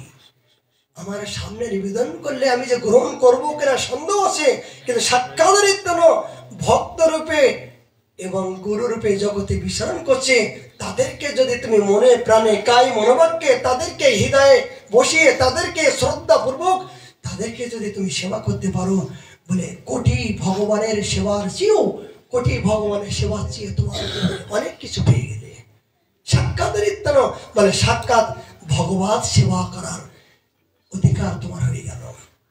ভগবান নিজে বললেন, ঠাকুর মশাই তোমাকে নতুন করে নিবেদন করার দরকার নেই। কেন বললেন? জগৎকে শিক্ষা দিলেন যে ভক্তি, ভক্ত এবং ভগবান। এখানে কি ভক্তি, ভক্ত, ভগবান বলে। ভক্তর পরে ভক্তি হয়, আর ভক্তির পরে ভগবানকে পাওয়া যায়। প্রথম কিন্তু ভগবান আসে না ভক্তি জীবনে, প্রথম ভক্তও আসে না। কি আসে? আগে সাধু সঙ্গ, ভক্ত সঙ্গ। এই ভক্ত সঙ্গ হবার পরে কিন্তু ভক্তিকে আমরা পেলাম। সত্যি করে বলুন, ভক্তি জগতে মায়ের গর্ভের থেকে কিন্তু আমরা গলায় মালা দেই নাই, তুলসী মালা পরি নাই, একাদশী করি নাই। কোনো মহৎ কোনো সাধু কৃপাপূর্বক এই পাপিষ্ঠ জীবকে উদ্ধার করার জন্য কোনো না কোনো এই শতপদী দান করছিলেন। এই হলো আমার ভক্তির শুরু, এই হলো আমার এই বৈষ্ণবের শুরু সূত্র, এই মহাতের কৃপা। এই জন্য প্রথম ভক্ত, এই ভক্তের কৃপা হওয়ার পরে তখন আমি ভক্তিকে অবলম্বন করলাম, তুলসী মালা ধারণ করলাম। তুলসী মালা কি? সাক্ষাৎ ভক্তি মহারানী, তাই তো বাবা? কথাগুলো শ্রবণ করবেন। ভক্তি জগতের চরম পর্যায়ে সিদ্ধান্ত আসে না, এগুলো বাইরে কোথাও আসবে না, এমনি প্রকার হচ্ছে বাবা। অন্য প্রসঙ্গে আলোচনা করব, কিন্তু অন্য প্রসঙ্গে চলে আসছে, জানে না দূরমতি। এই ভক্তি জীবনের একমাত্র ভক্তের মাধ্যম দিয়ে এই যখন তুলসী মালা গলায় ধারণ আসে, তখন যে তোমার শরণায় তার বাঞ্ছা পূর্ণ হয়, কৃপা করে করো তুমি বৃন্দাবনবাসী, মানে এই ভক্তি শুরু হলো। এই ভক্তি শুরু হতে হতে এই কল্পবৃক্ষ শুরু হতে হতে তখন গুরুপদাশ্রয়, এই ভক্তের মাধ্যম দিয়ে তার কৃপায় তিনি আদেশ করলেন গুরু পদাশ্রয়। এই গুরু পদাশ্রয় করার পরে আপনার জীবনে ভজন শুরু হলো। ভজন কিন্তু আপনার গর্ভের থেকে শুরু হয় নাই। আচ্ছা, আপনার জন্ম কি মায়ের গর্ভের থেকে? না, অনাদি কাল ধরে আপনার জন্ম হয়েছে, 84 লক্ষ জন্ম আপনাকে জন্ম হয়েছে। শুধু আজকে মায়ের গর্ভের থেকে জন্ম নয়, অনাদি কাল থেকে আমি জন্মগ্রহণ ঘুরতে ঘুরতে ঘুরতে যাতা করার মতন ঘুরতে ঘুরতে ঘুরতে ঘুরতে আমি ঘুরতে ঘুরতে এই ঘূর্ণি চক্রের মধ্য দিয়ে আজ এই মনুষ্য জীবনে আসলাম, একটু স্থায়ী পেলাম। নদীতে একটা কয়লার টুকরা স্থান থেকে স্থান, দেশ থেকে দেশান্তর, নদী থেকে নদীন্তর ভ্রমণ করতে করতে ঘুরতে ঘুরতে এখান থেকে ধাক্কা পাচ্ছে, যে কিনারায় যাচ্ছে সে কিনারায় ধাক্কা পেয়ে আবার ছুটে আসছেন, আবার এক কিনারা থেকে ছুটে আসছেন। শূন্য কয়লা ঘুরতে ঘুরতে ঘুরতে যেখানে যাচ্ছেন আঘাত পাচ্ছেন, পেতে পেতে ঘুরতে আসছেন। ঠিক এই মনুষ্য জীবনটা আমি 84 লক্ষ জনম বিভিন্ন প্রকার কুল কিনারা, দেশ দেশান্তর, কীর্মি কীট বৃক্ষ লতা বিভিন্ন স্থান থেকে স্থান ঘুরতে ঘুরতে একটু কিনারা পেলাম মনুষ্য দেহ, এই মানব দেহটা পেলাম। এই জীবনটা এর আগে কিন্তু কিনারা পায় নাই। এই কিনারা পাওয়ার সূত্র কোথায়? ভজন করার একটা স্থিতি পেলাম, একটা কিনারা পেলাম, এই স্থান পেলাম। যেমন বৃন্দাবনে আসবে, কোথায় যাব, কি খাবো, কোথায় যাব, কার সাথে কথা বলবো, কিনারা পাচ্ছি না, তাই তো? যে বৃন্দাবনে যাব, কিন্তু কোথায় যাব, কার সাথে কথা বলবো, কি আমাকে আপন করে নেবে, কিনারা পাচ্ছি না। কিন্তু ঘুরতে ঘুরতে ঘুরতে ঘুরতে কোনো সাধু যদি কারোর প্রতি দৃষ্টি আকর্ষণ করে, তার কৃপায় যে না এবার শান্তি পেলাম, যে না বৃন্দাবনে এসে থাকার মতন আশ্রয়টা পেলাম। ঠিক এই মনুষ্য জীবনে 84 লক্ষ বার বিভিন্ন ভ্রমণ করতে করতে একটা কিনারা পেলাম, যে আমি ভজন করব। এই জীবনে একটু আশ্রয় পেলাম, স্বস্তি পেলাম, যে এই জীবনে আমি মুক্ত হবার মতন একটু স্থিতি পেলাম। এই জীবনে ভজন করার মতন, উদ্ধার হওয়ার জন্য, নিজেকে উদ্ধার হওয়ার মতন একটা প্রতিজ্ঞাবদ্ধ এই কিনারা পেলাম। কই বলুন তো, অন্য জন্মে কি পেয়েছেন? পশু পক্ষী কীর্মি কীট লতা আদি যতবার জন্মগ্রহণ করেছেন, ততবার সেই জীবনে কি আপনাকে এই শিক্ষা বা ভজন পাবেন, আপনি উদ্ধার হবেন, এই জাতীয় শতপদে সৎসিদ্ধান্ত কি সেই সৎসঙ্গ পেয়েছিলেন? কথা পাননি। অনাদিকাল জন্মগ্রহণ করে এই জন্মে একটু কিনারা পেলাম, স্থিতি পেলাম, যে কি এই জন্মে আমাকে মুক্ত হওয়ার মতন একটা কেন্দ্র পেলাম। কেন? এই জন্মে যদি আমি ভজন করতে পারি তবে আমি মুক্তি হব, কিন্তু অন্য জন্মে কিন্তু কেউ এই জাতীয় আমাকে উপদেশ দেয় নাই, কেউ এই জাতীয় আমি আশ্রয় পাই নাই, একটু এই মনুষ্য জীবনে পেলাম। এই কেনারা পাওয়ার পরও, এই আশ্রয় পাওয়ার পরও, দেহ পাওয়ার পরও, ভারত ভূমিতে জন্মগ্রহণ হওয়ার পরও যদি এখনো পর্যন্ত আশ্রয় তত্ত্ব সঠিক না করে আমি এখনো যদি এই বিভিন্ন বিভ্রান্তি মনে ভ্রমণ করি, ধর্মকে বাদ দিয়ে, নিজের ইষ্ট দেবতাকে বাদ দিয়ে, গুরুদেবের অনুগত্য বাদ দিয়ে, সম্প্রদায়ের অনুগত্য বাদ দিয়ে যদি মনটা আমি রঙ্গ রসে মত্ত হই, দেহ সুখ, মনের সুখ, জগতের সুখের জন্য নিজের জীবনকে নিজে হাতে করে বলিদান দেওয়ার চেষ্টা করি, মনে করো পরবর্তী জন্মে কিন্তু ঘোরার জন্য তুমি তৈরি হও।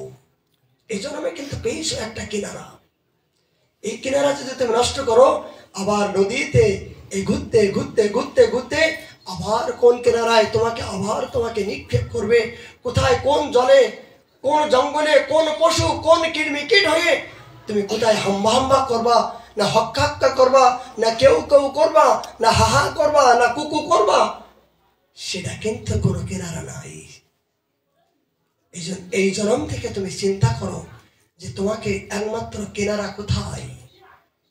এই বন্ধন যদি মুক্ত হতে চাও, এই জীবনে যদি তুমি তোমার কর্মবন্ধন থেকে মুক্ত হয়ে সাক্ষাৎ হরিভজন করার জন্য আমি আর যেন জগতে না আসতে চাই। হে নাথ, হে প্রাণনাথ, এই জীবনে আমি কত জন্ম ঘুরলাম, আমি আর ঘুরতে চাই না। আমি কিনারা পেলাম, আমি ভাবিয়া জানিয়া শুনিয়া দেখলাম তুমি ছাড়া আমার বান্ধব নাই, গুরুর মতন বান্ধব নাই, হরির মতন দেবতা নাই, হরি নামের মতন মন্ত্র নাই, একাদশের মতো আর কোনো ব্রত নাই। এই সমস্ত সবকিছু ভক্তির অঙ্গ জেনে শুনে এই মনুষ্য জীবনে জানলাম, জানার পরও যেন আমি বঞ্চিত না হই। হে নাথ, এহেন পবিত্র ভূমিতে বসবাস করার সুযোগ পেলাম, এই অপরাধ দেহ নিয়ে, কলঙ্কিত জীব নিয়ে, দেহ নিয়ে কোমর ভাবলিয়ে পেলাম। হরি, দুষ্কৃতি ভরা জীবন। না, তুমি একটাই মাত্র আমার প্রার্থনা, তুমি এই সংসার চক্রে দুর্মতি ভরা জীবনে যদি তোমাকে ভুলে যাই, তুমি যেন এই অধমকে জীবনে ভুলে যেও না। আমি আগে থেকে জানি না কখন কি হয়, কোন কেনারায় কোথায় জন্মগ্রহণ করে আবার কৃতকর্মের জন্য আমাকে যেতে হবে তাও ঠিক নাই। আমি যতটুকু স্মৃতি হলো, যতটুকু আমার জ্ঞান হলো, এই অজ্ঞান বশতে তোমার চরণে জানিয়ে রাখলাম। হে নাথ, তুমি যেন আমাকে ভুলে যেও না, আমি আগে থেকে জানিয়ে রাখলাম। এ বান্ধব, এ আমার প্রাণা, এ আমার নিজজন পরম দয়াল নিতাই চাঁদ, তুমি ছাড়া আর জীবনে মরণে গতি নাই মোর। তুমি আমার কুলের দেবতা, তুমি আমার জাতির দেবতা, তুমি আমার পরম দেবতা, তুমি আমার ভক্তির দেবতা। হে নিতাই চাঁদ পরম বন্ধু, তুমি দিলে দিতে পারো, তুমি সমস্ত অজ্ঞান জীবকে পঙ্গু লঙ্ঘাতে গিরিম। তুমি তোমার ইচ্ছা হলে একজন পঙ্গু ব্যক্তিও কথা বলতে পারে, বোবা ব্যক্তিও কথা বলতে পারে, পঙ্গু ব্যক্তিও উঠে দাঁড়িয়ে দুহাত উঁচু করে হা হরি নাম বলতে পারে। তোমার তোমার দয়া হলে নিতাই চাঁদ, তাহলে জীব অনাদিকাল ধরো নিজের ইচ্ছায় কদাপিও, নিজের ইচ্ছায় কোটি বাঞ্ছা করলেও জীব অনাদিকাল ধরে তোমার চরণ জানতে পারবে না। তোমার কৃপার ফলে, তোমার দয়ার ফলে তোমার তত্ত্ব জানতে পারে, এছাড়া নিজের ইচ্ছায় কেউ জানতে পারে না। আমি কি জানতাম বৃন্দাবন আসবো? আমি কি জানতাম ভজন করব? প্রভু, আমি জানি না, তুমি জানো। আমার কি স্বীকৃতি, কি গুণ, কি আপনার আমার এই দাসের যোগ্যতা নাই? সবই তোমার যোগ্যতা, তোমার দয়া, তোমার করুণা, তোমার সবকিছু স্বীকৃতির বলে আজ এই পাপিষ্ঠ দেহ নিয়ে এই পবিত্র স্থানে এখানে পবিত্র দেহ ধারণ করতে পারলাম। সবকিছু ভগবান, তোমার ইশারায় যদি একটা গাছের পাতাও যদি না পড়ে, এই দাস অনুদাস তোমার চরণ প্রান্তে বসে তোমার কথা বলার মতন, একটা কথা বলার মতন, শব্দ বাইর করার মতন কোনো জগতে ইচ্ছা নাই। এটা হলো ব্রহ্মবাক্য। তোমার ইচ্ছায় যদি জগতে একটা গাছের পাতাও না পড়ে, কোন জীব একটা কথা বাক্য প্রয়োগ করবে, এটাও তোমার ইচ্ছা ছাড়া হয় না। এ নাথ, সবই জগন্ময় তোমার ইচ্ছা, তোমার কৃপা। তোমার কৃপা ছাড়া জগতে কেউ চলতে পারে না, কেউ করতে পারে না, কেউ কারো খাওয়াতে পারে না, কেউ কারো দিতে পারে না, কেউ কারো ভালোবাসতে জানে না। জগতে আপনি যদি কাউকে ভালোবেসে থাকেন, দেখবেন জগতে আপনাকে কেউ ভালোবাসবে। জগতে ক্ষুধার্ত ব্যক্তি হয়ে হাহাকার করবেন, যদি আপনি ক্ষুধার্ত অবস্থায় চলেন। আপনি যদি জগতে কাউকে ক্ষুধার্ত ব্যক্তিকে আহার দিয়ে থাকেন কোনো জীবনে কোনো জন্মে, তাহলে দেখবেন সেই প্রতিদান স্বরূপে ক্ষুধার্ত ব্যক্তি আপনাকে কেউ না কেউ হাত ধরে আপনাকে কেউ দুটো রুটি দান করবেন। এটাই সত্য, এইটাই ধর্ম, এইটাই যথা ধর্ম তথা জয়। জগতে যদি আপনি কোনো ভালো কর্ম করে থাকেন, এই জীবনে অবশ্যই ভালো কর্ম আপনি পাবেন।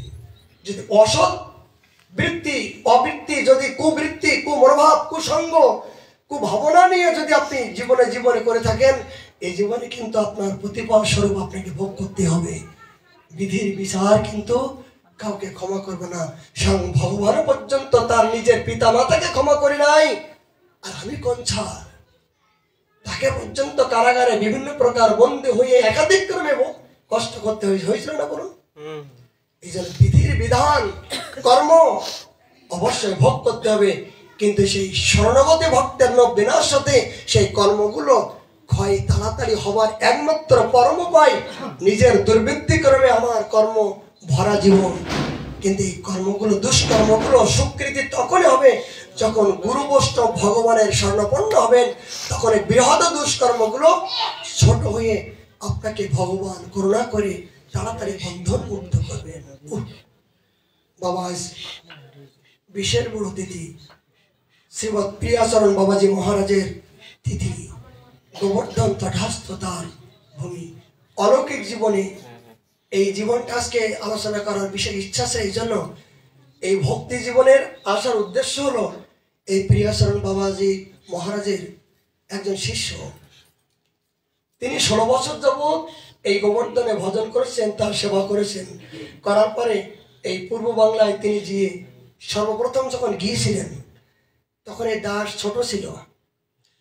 ছোট থাকার পরে সাধু দেখলে ছোটবেলার থেকে ইচ্ছা ছিল একটু দর্শন করতে পারতাম, চরণ হাত দিতে পারতাম। তাকে দেখে অতলম্বিত দেহ, পিছনটা দেখে মনের ভিতর থেকে চিন্তা আসলো, যদি ওনাকে স্পর্শ করতে পারতাম। এই ভক্তি জীবনের দাসের শুরু। ইচ্ছা ছিল যে এনার মতন মহাপুরুষের পিছন থেকে দর্শন করলাম, একটু সংযোগ করতে পারতাম। কিন্তু আপনাদের করুণায়, ভগবত করুণায়, সেই সাধুর কৃপায় এই দাসের এই পর্যন্ত আগমন। সেই সাধুর কৃপায় তিনি একমাত্র এই চুলের মুঠি ধরে এই ব্যাসাসনে বসার, হরিকথা, বিভিন্ন প্রকার সাধু সঙ্গে, বিভিন্ন প্রকার শাস্ত্র অধ্যয়ন, বিভিন্ন প্রকার ভক্তি জীবনের গুরুতম নির্দেশনা এই দাসের কে উপদেশ সর্বক্ষণ দান করতেন। তার কৃপার, তার আশীর্বাদে, এই সাধুর কৃপায় এই প্রিয়াচরণ বাবাজি মহারাজের সেবক সাক্ষাৎ 16 বছর ধরে সেবা করার পরে গিয়েছিলেন। তার সন্ন্যাসায় করে, তার সঙ্গ করার পরে আপনাদের মতো এই মহাতের দর্শন করার সুযোগ পেলাম। এই জন্য তার জীবনের সম্বন্ধে আজকে জানার দরকার ছিল, কিন্তু সময় তো হলো না। অনেক কিছু ভুলভাল বলে ফেললাম, আপনাদের সঠিক গন্তব্যস্থা নিয়ে যেতে পারলাম না। ভক্তি জগতের কথা আপনাদের শেখাতে বা জানাতে পারলাম না, ক্ষমা করবেন। এই জন্য মহাপ্রভু করুণা হলে আমরা আগামীকাল বাবা একটা দিন যেন গ্রন্থ দেখতে পাচ্ছি, প্রতি মুহূর্তে একটা নতুন নতুন চমৎকারিতা। পরশুদিন আমাদের ভৈম একাদশী, আবার তার পরের দিনকে পালনা, তারপর দিন নিত্যানন্দ একাদশী। তা এই যে ভৈম একাদশীর যে নিয়ম শৃঙ্খলা, নিত্যানন্দ নিতাই চাঁদের যে মহিমা, এখানে কখন বলবো বলুন? আমাদের প্রতি মুহূর্তে নতুন নতুন চমৎকারিতা, সিদ্ধান্ত সামনে ফুটে আসছে, কিন্তু কি করব? জীবন সময় তো সংকীর্ণ, সংগ্রাম জীবন। এই সংগ্রাম করতে করতে মৃত্যুর আগ পর্যন্ত, যতক্ষণ পর্যন্ত চার বিহারার পালকিতে না হবে, ততক্ষণ যেন সংগ্রাম কম না হয়। মনে করি প্রভু এই প্রতি মুহূর্তে জীবনটা যেন সংগ্রাম করতে করতে জীবনটা যায়, এইটাই প্রার্থনা রেখে আজকের মধ্যে হরিকথা বিশ্রাম। মহাপ্রভু করুণা হলে আমরা আগামীকাল আবার ভুল ত্রুটি মার্জনা। জয় জয় রাধে কৃষ্ণ গোবিন্দ।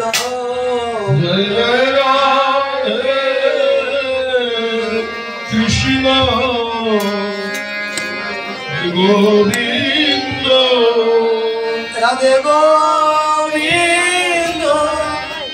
রাধে গোবিন্দ রাধে গোবিন্দ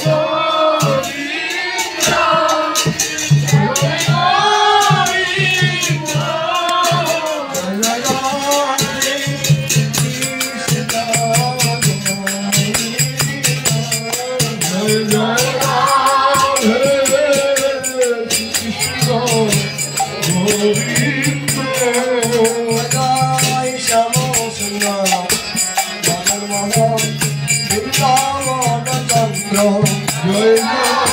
শ্যাম সুন্দর শ্রী মদন মোহন জয়